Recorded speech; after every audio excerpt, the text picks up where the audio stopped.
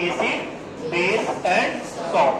ठीक है, तो आज जो हमारा टॉपिक है वो है इंडिकेटर्स। ठीक है, वैसे तो अगर हम बात करें तो पहले हम क्लास 8 में एसिड, बेस और सॉल्ट को जान चुके हैं, है ना। क्लास 8 में एसिड, बेस एंड सॉल्ट को जान चुके हैं, पहली बार नहीं है। और कुछ इंडिकेटर्स के बारे में हम पहले भी पढ़ चुके हैं। क्या हो गया, कोई याद कर रहा है ना? चलो तो देखो,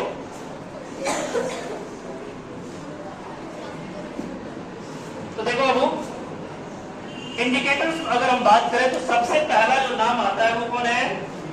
लिटमस पेपर। हमने पहले भी इसके साथ लैब में रिएक्शंस को देखा होगा। ठीक है, फिर से देखेंगे हम कल परसों में, वापस से हम रिपीट करेंगे, लैब में चेक करेंगे क्या लिटमस पेपर में सच में ऐसा कुछ है, कोई इंडिकेशन पॉइंट है, कुछ कलर चेंज है जिससे कि हमें पता चले कि कोई भी सब्सटेंस एसिड है या बेस है ना। कितने तरह का लिटमस पेपर होता है बाबू? मेनली 2 तरह के लिटमस पेपर होते हैं बाबू। कौन कौन से? Red litmus and blue litmus. ठीक है, ये 2 तरह के लिटमस होते हैं जो हमें ये बताते हैं कि कोई भी गिवन सब्सटेंस एसिडिक है या बेसिक। ठीक है, एसिड क्या है, बेस क्या है, इसकी सारी प्रॉपर्टीज जो है वो डिटेल में हम आगे पढ़ेंगे, और क्या क्या फिजिकल प्रॉपर्टीज होती है और क्या क्या केमिकल प्रॉपर्टीज होती है पूरी डिटेल में जानेंगे। लेकिन फिलहाल हम बात कर रहे हैं लिटमस पेपर का। लिटमस पेपर एक ऐसा इंडिकेटर है जो कलर चेंज करके इंडिकेट करता है। वो बोलेगा नहीं कि गिवन सब्सटेंस एसिड है या बेस है, वो सिर्फ क्या करेगा, एक इंडिकेशन देगा। कैसे? बाय चेंजिंग इट्स कलर को चेंज करके बताएगा। ठीक है, तो देखो रेड लिटमस क्या करेगा। रेड लिटमस जो है इसके साथ, देखिए अगर मैं बात करूं एसिड के साथ तो नो चेंज, समझ रही बात ना। रेड लिटमस को अगर हम एसिड में डुबोएंगे, ठीक है, तो कोई चेंज नहीं है, समझ रही बात ना। ठीक है, अच्छा अगर वही रेड लिटमस को अगर हम बेस में डुबोएंगे तो क्या हो जाएगा? ब्लू कलर में चेंज हो जाएगा, कन्वर्ट इनटू ब्लू कलर, तो ब्लू कलर में चेंज हो जाएगा। वैसे ही अगर मेरे पास बात करें हम ब्लू लिटमस का, ब्लू लिटमस की बात करें, ठीक है, तो अगर मैं एसिड में डालूंगा तो क्या हो जाएगा? रेड कलर में चेंज हो जाएगा, और अगर मैं बेस में डालूंगा नो चेंज, कोई चेंज नहीं होगा। समझ रही बात ना? बोले कोई दिक्कत? का समरी क्या है? समरी ये है कि base change, blue litmus, sorry red litmus blue. ठीक है, बेस जो है रेड लिटमस को ब्लू करता है। ठीक है, और acid change blue litmus red. Acid जो है ब्लू लिटमस को क्या करेगा? रेड करेगा। समझ रही बात ना? बोले कोई दिक्कत? ठीक है, तो ये हमारा लिटमस पेपर की बातें हैं। अच्छा, मान लीजिए कि मेरे पास एक सोल्यूशन है और उस सोल्यूशन में मैंने अगर रेड लिटमस को डाला और कोई चेंज नहीं आया, ठीक है, तो हमने ये समझा रेड में डाला और कोई चेंज नहीं आया, यानी ब्लू में कन्वर्ट नहीं हुआ। ठीक है, इट मींस कि ये तो पक्का है कि वो बेस नहीं है, राइट? बेस नहीं है। अब आइदर वो एसिडिक होगा या फिर न्यूट्रल होगा। ठीक है, अब मैंने क्या किया, उसमें रेड लिटमस डाला, ठीक है, और फिर से कोई चेंज नहीं आया, यानी कि कोई सॉल्यूशन है जिसमें मैंने ब्लू लिटमस भी डाला, रेड लिटमस भी डाला और दोनों में कोई चेंज नहीं आया, तो ऐसे में हम क्या समझेंगे? न्यूट्रल। और न्यूट्रल सब्सटेंस की अगर हम बात करें तो सबसे पहले हमारे दिमाग में क्या आता है? कौन सा सब्सटेंस आता है? न्यूट्रल वाटर, है ना। हाँ, डिस्टिल्ड वाटर जो होगा वो न्यूट्रल माना जाता है। डिस्टिल्ड वाटर जो है वो न्यूट्रल होता है, यानी उसकी पीएच वैल्यू कितनी होती है? 7। पीएच वैल्यू आगे हम पढ़ेंगे इसको और डिटेल में, फिलहाल आपने पीएच वैल्यू सुना तो जरूर होगा ना। पीएच वैल्यू बेसिकली स्ट्रेंथ को बताता है कि कोई भी सब्सटेंस कितना ज्यादा एसिडिक है और कितना ज्यादा बेसिक। हम इंडिकेटर के तौर पे आगे चलकर हम एक यूनिवर्सल इंडिकेटर भी पढ़ेंगे, है ना, यूनिवर्सल इंडिकेटर जो हमें पीएच वैल्यू को बताता है, ठीक है, यानी कि कोई भी सब्सटेंस कितना एसिडिक है या बेसिक है, ठीक है। अब इसके बाद हमारे पास जो है और भी बहुत सारे इंडिकेटर्स होते हैं, जैसे मिथाइल ऑरेंज, सब हम लैब में देखेंगे। मिथाइल ऑरेंज भी हमारे पास है, फेनोक्लीन वो भी हमारे पास है।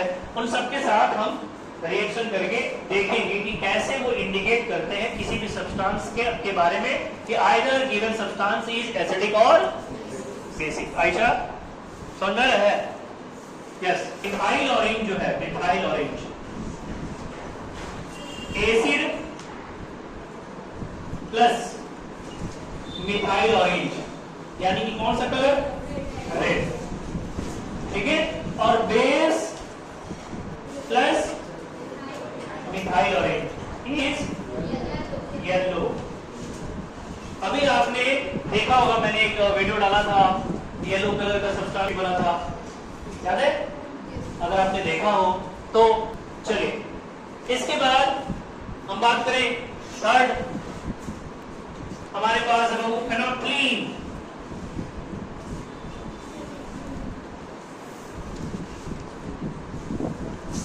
अगर हम बात करें फेनोक्लीन का तो अगेन फेनोक्लीन जो है वो कलरलेस, एसिड के साथ कलरलेस, ठीक है। अगर मेरे पास कोई एसिड है और इसमें मैं फेनोक्लीन को इस्तेमाल करता हूं तो कलर क्या आता है? वो कलरलेस आता है, ठीक है, कलरलेस होगा। और वही अगर मेरे पास अगर बेस होगा और मैं इसमें फेनोक्लीन का इस्तेमाल करूंगा तो कैसा कलर आएगा पता है? पिंक कलर आएगा, डार्क पिंक आएगा, समझ मतलब। तो ये कुछ इंडिकेटर्स हैं जो कलर चेंज करके, देखिए ये वो हम किस कैसे इंडिकेटर्स की बात कर रहे हैं?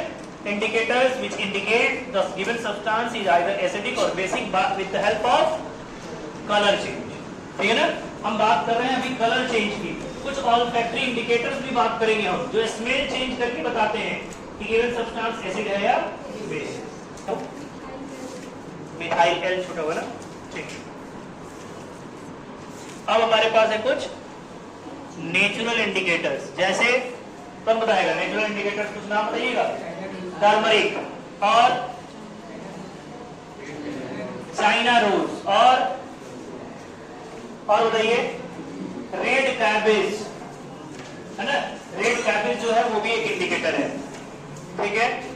टर्मरिक, रेड इन बेसिक सॉल्यूशन, टर्मरिक जो है वो रेड, अच्छा एक काम करते हैं, चलो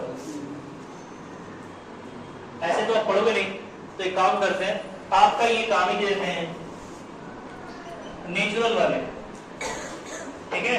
नेचुरल इंडिकेटर्स के बारे में आपको खोजबीन करके आना है, ठीक है, कि किसके साथ क्या कलर चेंज होता है। टर्मरिक एसिड के साथ क्या बिहेव करता है, बेस के साथ बिहेव क्या करता है, रेड कैबेज एसिड और बेस के साथ क्या बिहेव करता है, या फिर चाइना रोज जो है वो एसिड और बेस के साथ क्या बिहेव करता है। इसके अलावा और भी कोई नेचुरल इंडिकेटर्स हैं जो आपको अगर मिल सके तो वो भी एसिड और बेस के साथ क्या बिहेव करते हैं, ठीक है, समझ नहीं बचना। और इसके अलावा ऑल्फैक्टरी इंडिकेटर्स क्या क्या बिहेवियर्स हैं। Olfactory indicators are those type of indicators which indicate about a substance that either it is acidic or basic with the help of a smell change, by changing its smell। Vanilla, है ना, समझ रही बात ना। ये अपने smell को change करके या स्मेल लेस करके ये इंडिकेट करते हैं कि गिवन सब्सटेंस इज एसिडिक और बेस। क्योंकि आपको पता है कि प्याज, अनियन जो है उसका अपनी एक कैरेक्टरिस्टिक स्मेल होती है ना। वो प्याज काटोगे कुछ ना कुछ स्मेल आएगा, ठीक है।